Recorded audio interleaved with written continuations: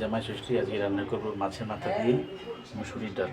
ফোড়নে দেবো তেজপাতা, গোটা গরম মশলা, জিরে, শুকনো লঙ্কা, কুচানো পেঁয়াজ দিলাম।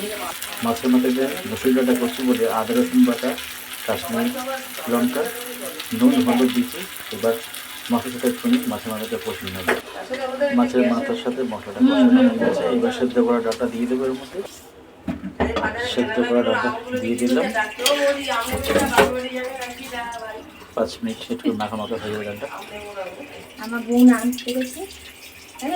মাছের মাথা দিয়ে মুসুরি ডাল আমাদের রান্না করা হয়ে গেছে। আপনারা এইভাবে করবেন, খেতে খুব ভালো লাগবে। খাসির মাংস রান্না করবো। খাসির মাংসটা ভালো করে ধুয়ে রেখে দিয়েছি। কড়াইতে সর্ষে তেল দিয়েছি। তেলটা গরম হয়ে গেলে পরে পেঁয়াজ আর তেজপাতা দেবো। ঝাল লঙ্কা, কাশ্মীর লঙ্কা, হলুদ একসাথে আমি জলের মধ্যে ভিজিয়ে রেখে দিয়েছি গ্রেভিটা হওয়ার জন্য। আদা রসুন বাটা আছে, জিরে, ধনে, গোলমরিচ, গোটা গরম মশলা একসাথে বাটা আছে, পেঁয়াজ কাটা আছে, টমেটো কাটা আছে। পেঁয়াজ আর তেজপাতাটা আমি তেলে দেবো। তেলের মধ্যে পেঁয়াজ আর তেজপাতা একেবারে দিয়ে দিলাম। পেঁয়াজটা একটু হালকা লাল করে ভাজবো। পেঁয়াজটা একটু লাল করে ভাজা হয়ে গেছে। এবার আদা রসুন বাটাটা দেবো। আদা রসুন বাটাটাকে একটুখানি কষিয়ে নেব। জিরে, ধনে, গোলমরিচ, গরম মশলা বাটা একেবারে দিয়ে দিলাম, ভালো মতন কষিয়ে নেবো। আর টমেটোটা দিয়ে দিয়েছি এর মধ্যে। হলুদ, ঝাল লঙ্কা, কাশ্মীর লঙ্কা যেটা জলে ভেজানো ছিল সেটাকে দিয়ে দিলাম। এবার মশলা ভালো মতন কষাবো। কষিয়ে নিয়ে মাংসটা দিয়ে দেবো। মশলাটা ভালো মতন কষানো হয়ে গেছে। এবার মাংসগুলো দিয়ে ভালো মতন মশলাটাকে আবার কষাবো। মাংসগুলো মশলার মধ্যে দিয়ে দিয়েছি। মাংসের সাথে মশলাটাকে ভালো মতন আবার কষাবো।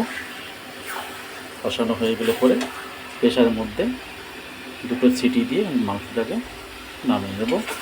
তাহলে আমাদের খাসি মাংস রান্না কমপ্লিট হয়ে যাবে।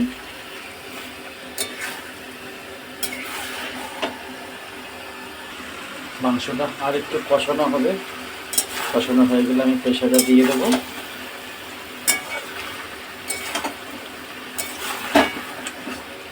আজকে জামাই ষষ্ঠীর দিন। আজকে সব শাশুড়িরা জামাইদের আদর আপ্যায়ন করবে। আপনারা আসুন, আমাদের বাড়িতে খাওয়া দাওয়া করবেন। খাসির মাংসটা আমাদের ভালো মতন কষানো হয়ে গেছে। এবার আমি প্রেশারে এটা দিয়ে দেবো।